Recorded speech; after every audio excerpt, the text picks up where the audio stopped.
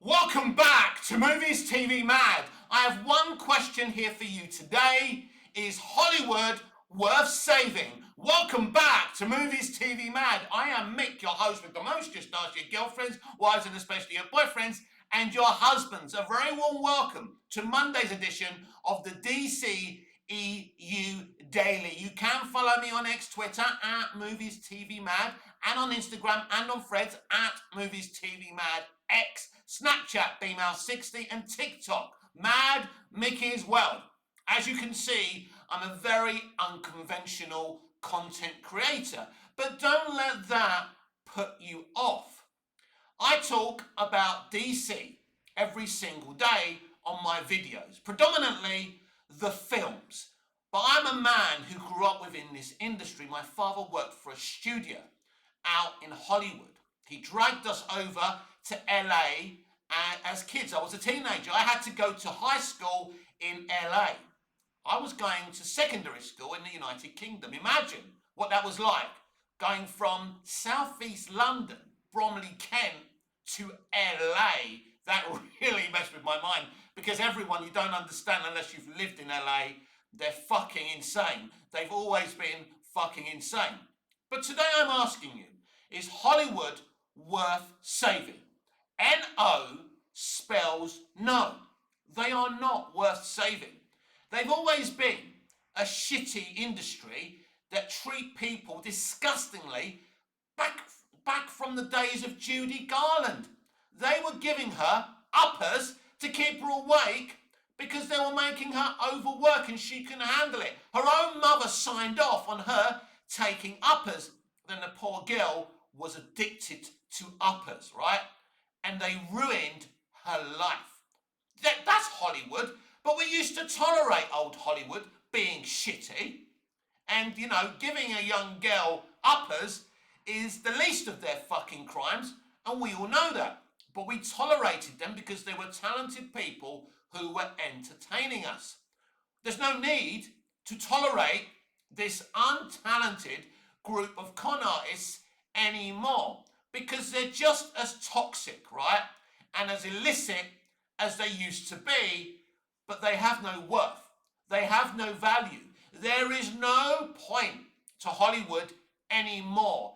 It's not worth saving.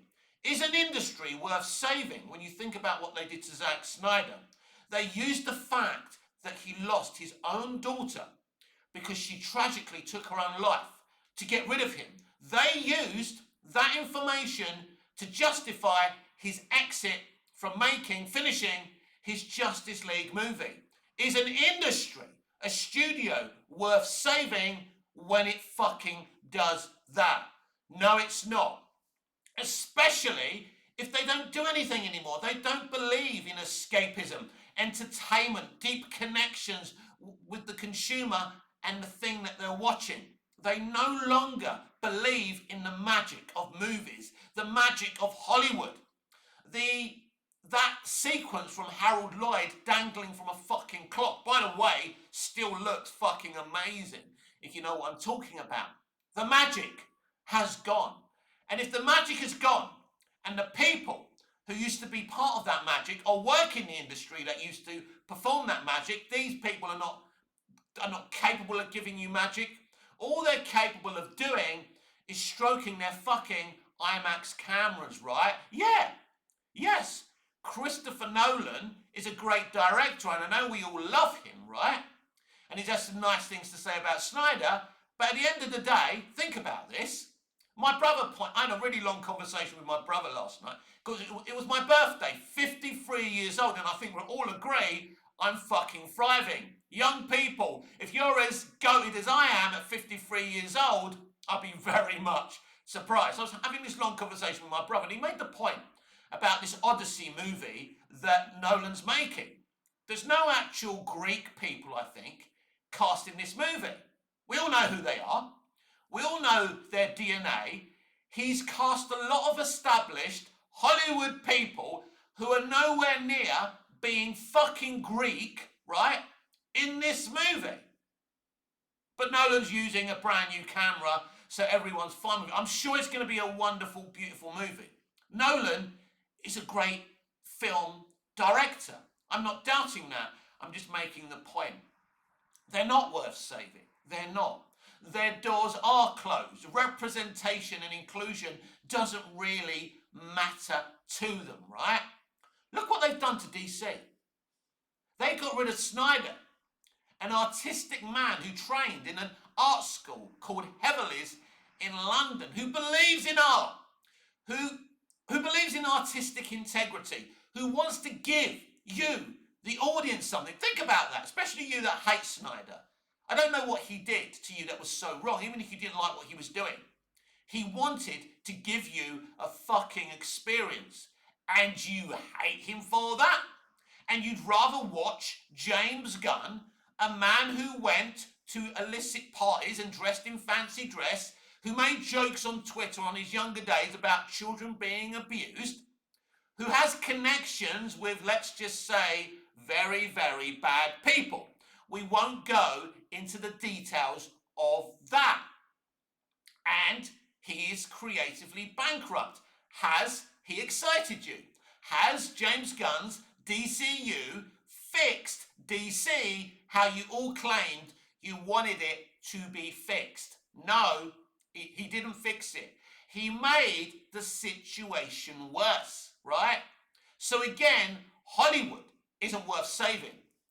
Disney said to Steven Soderbergh, one of the greatest directors in the art form's history.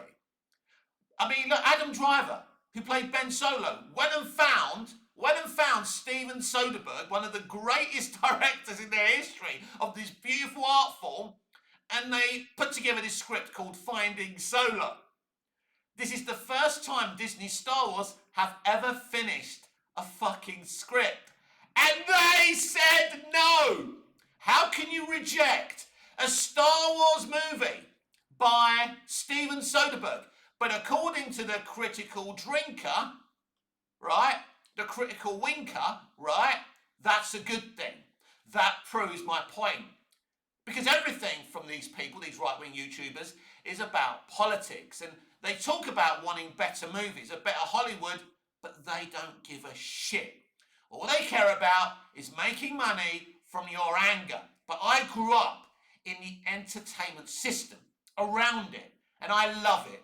I love the great TV shows that I watch thanks to the broadcast TV system that streaming fucking murdered. Murdered! That's the part of murdering entertainment. Streaming murdered the broadcast television system, which was brilliant, which produced shows like Highway to Heaven, Little House on the Prairie, Quantum Leap, X-Files, Dallas, Dynasty, Knots Landing, you name it, The A-Team, Knight Rider, pioneering great shows that did something wonderful for us. For those of us who grew up around the wonderful, great television broadcast system. So, is Hollywood worth saving? I'll branch this out a bit. Is Western English-speaking entertainment worth saving? No. But film and television is worth saving. That's why it's my ambition to create my entertainment company, Movies TV Mad, where everyone who's working within my entertainment company is safe. Safety first, everyone. Safety, contentment, and happiness first. Then the creativity comes next. Creativity shouldn't come before human safety. I remember the young girl from the Shazam movies, you know, the adorable one, the little one. Do you remember her, right? I was talking to her on Twitter, and I was talking about the safety of children. And she goes, don't worry, Mick, it's fine. My mum, while she's at work, is watching me through a camera, through an intercom, to make sure I'm okay. Is an industry worth saving when a young child's parents have to be watching her at work to make sure these fucking assholes are not interfering with her, right? We know who these people are. We know their backgrounds. We know their illicit criminal behaviour. And it's time to stop defending them just because they're famous, just because they're talented, which most of them are not even talented anymore, doesn't make them right. Just because J.K. Rowling gave you Harry Potter doesn't make her fucking right. This is a woman who failed to write original screenplays, and her Fantastic Beasts movies were shit apart from the first one, right? And, you know, I agree with some of the stuff she's saying about the trans debate, but the problem is, it's all cloaked in transphobia. That's the reality. And I was putting up with her on Twitter until she took Israel's side over the Palestinian people's side, who have been suffering at the hands of Israel since 1948. Once she fucking did that, she unmasked totally, and I muted her. I'm not interested in her shit. Just because they're famous, right, doesn't make them right. And I've argued, if you've followed me on Twitter throughout the years, you know I've had some fucking big arguments with a lot of famous people. I'm blocked by a lot of people because they can't handle the fucking truth, right? So simping James Gunn isn't really going to land you in the right place in history, right? I've enjoyed the Guardians movies. I enjoyed the Suicide Squad, right? But his Superman movie was shite. Anyone who loves Superman would have been heartbroken by watching that movie. And then you think about Smallville, Superman 78, Man of Steel, Batman vs. Superman, the Snyder Cut, Superman and Lois, Lois and Clark, the New Adventures of Superman, the Jules Reeves Adventures of Superman. All fantastic. All had their own take on this wonderful, beautiful, pure-hearted hero. But James Gunn didn't have a great take. It came from that extreme left propaganda they all love pushing, right? He hates straight white males, right? He hates his own gender, he hates his own culture, and he was pushing that propaganda in his Superman movie. It's that propaganda, it's that extremism that got him cancelled by the far right on Twitter and exposed. I don't like the far right, but I don't like the far left either. And Gunn is from the far left. Most people in Hollywood today are extremists from the far left. They're as much part of the problem as the far right. Extremist politics is the problem, and moderate politics has left the conversation. But politics and entertainment, like everything, make uncomfortable bedfellows. Yes, there's always been political commentary in films and TV, but it was done tastefully. Highway to Heaven and Little House on the Prairie were woke, good, pure messages. At the end of the Masters of the Universe cartoon, Teela or Adam would give us a moral lesson that held us in good stead, right? That was great. What we're seeing now is shite. And when you've got an industry fucking lying to you that representation matters, that they're pushing diversity when they couldn't be less fucking diverse, right? As I say, think about Nolan's, right? Greek Odyssey movie, which is full of everyone but fucking Greeks. Where is the inclusion? Where's the diversity? Where's the fucking representation? Anyone who believes these fuckers is as big an idiot as they are. So no, Hollywood is not worth saving, my friends. But entertainment and art and people who want to express themselves are worth saving. And that's why I want people like me to build their own small entertainment companies and start making art that means something to them. My movies, Saving Judy Garland, Saving Norma Jean, Saving Britney Spears, are personal movies for me. The human nature movie that I'm also developing is about humanity invading another planet, right? I'm switching the alien invasion thing, and that's the silent movie. I have a sitcom I'm writing based on OnlyFans girls called Only Fran. These are things that mean a lot to me, and we need others to form small entertainment companies making things that mean something to them.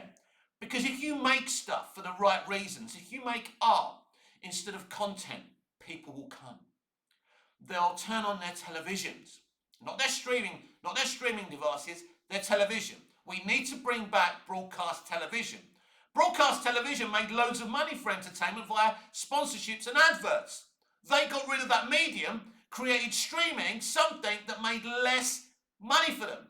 As a business model, streaming doesn't even make fucking sense. J.K. Rowling, because she wanted to blacklist Daniel Radcliffe, right, and Emma Watson and the rest of them, decided to lose Warner Brothers $2 billion a movie and trap Harry Potter as a reboot on a streaming service, right? They are not worth saving. But the art form, the concept of telling stories and entertaining people through cinema and broadcast TV absolutely is worth saving.